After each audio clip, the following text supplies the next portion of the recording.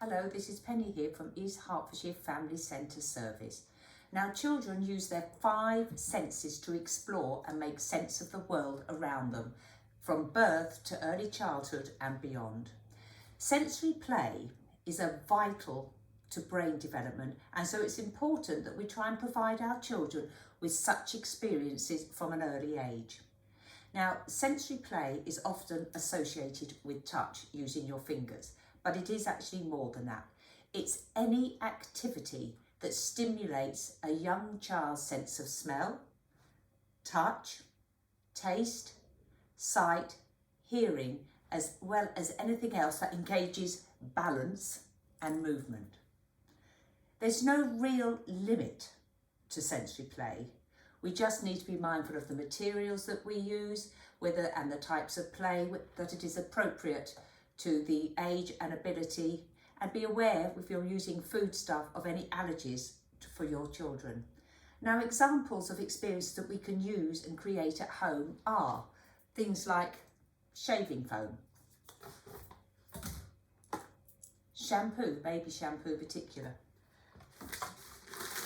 flour, corn flour, ordinary flour. Corn flour mixed with water is absolutely fantastic. Pasta.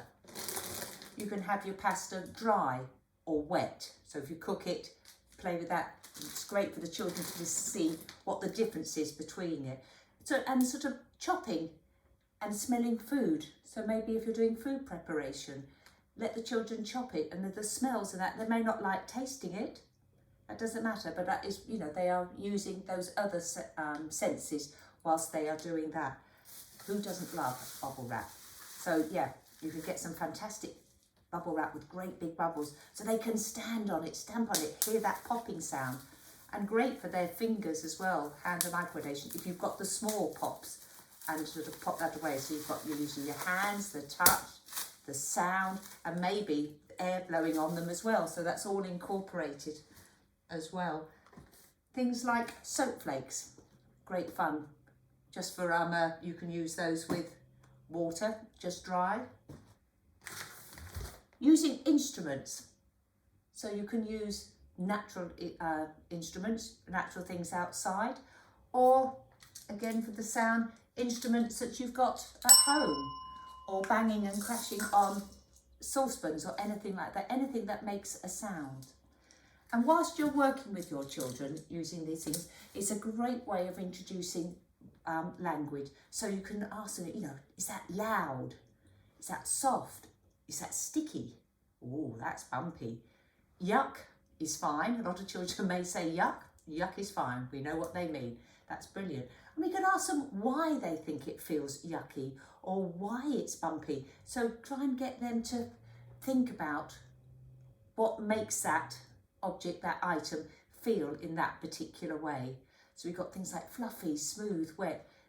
There's so many words out there, and it's brilliant way to use those and encourage the use of that. So as we said, sensory play, messy play supports our children's language development. It encourages the development of their motor skills, particularly their fine motor skills. It starts to get them to think scientifically.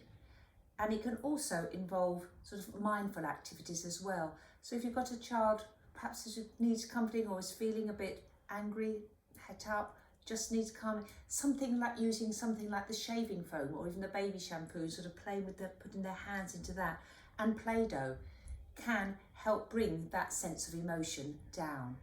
And as I said before, it builds lots of the nerve connections in the brain. So over the next few sessions, we will be sharing a variety of messy play, sensory play activities that you can share at home or anywhere with your child. So enjoy and watch. Bye-bye.